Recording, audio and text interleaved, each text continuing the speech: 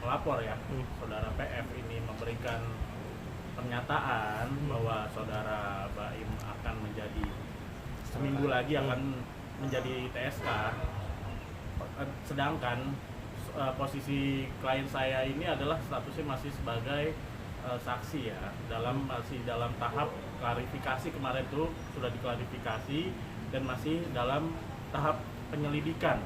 Tadi pun saya sudah mencari informasi dan mencek kebenarannya kepada subdit terkait ya, dan juga kepada humas, bahwa benar adanya kok masih dalam tahap penyelidikan dan statusnya masih sebagai saksi ya.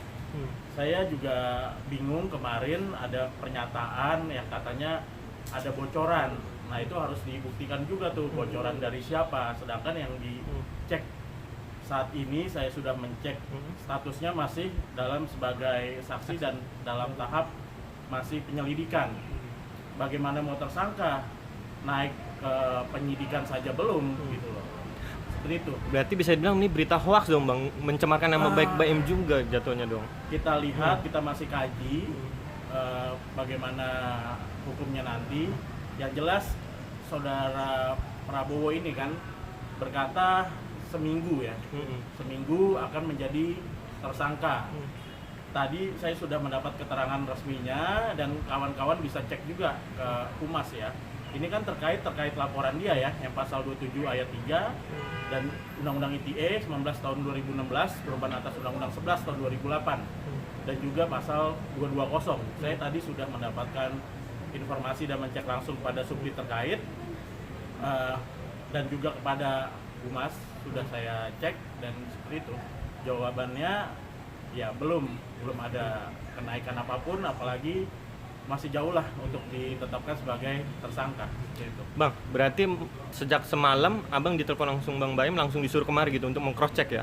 Ya tentunya klien saya juga merasa terganggu karena banyak sekali yang menanyakan. Dan saya juga kalau secara hukum saya juga sudah ini ya, sudah tahu bahwa ini masih jauh sekali untuk ditetapkan sebagai tersangka, sedangkan masih tahapnya aja masih penyelidikan, belum dipanggil, belum dinaikkan ke penyidikan dan belum diperiksa juga sebagai, dan di BAP juga sebagai naik dalam tahap penyidikan seperti itu. Ya. Bang, ada pesan dari Bang Baim kah Bang? Ada terus buat kita nih rekan media?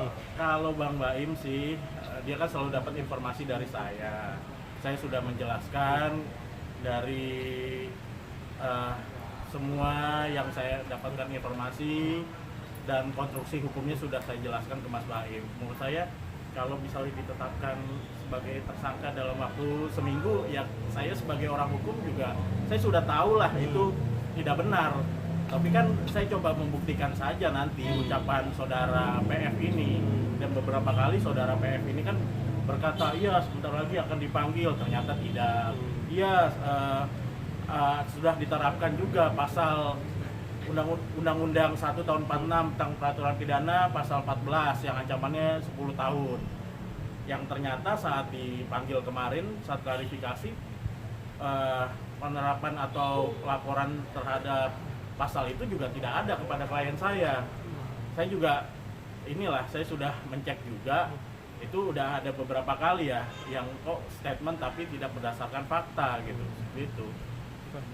Gimana Bang, maksudnya dengan adanya pemberitaan yang menelpon klien kami ya, banyak yang menelpon klien kami, menanyakan, bahkan dari keluarga juga pokoknya merasa terganggu.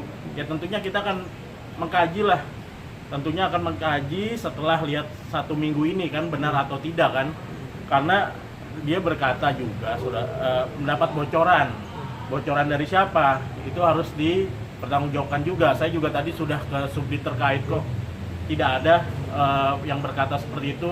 Nah itu nanti tim akan kita kaji lah seperti itu.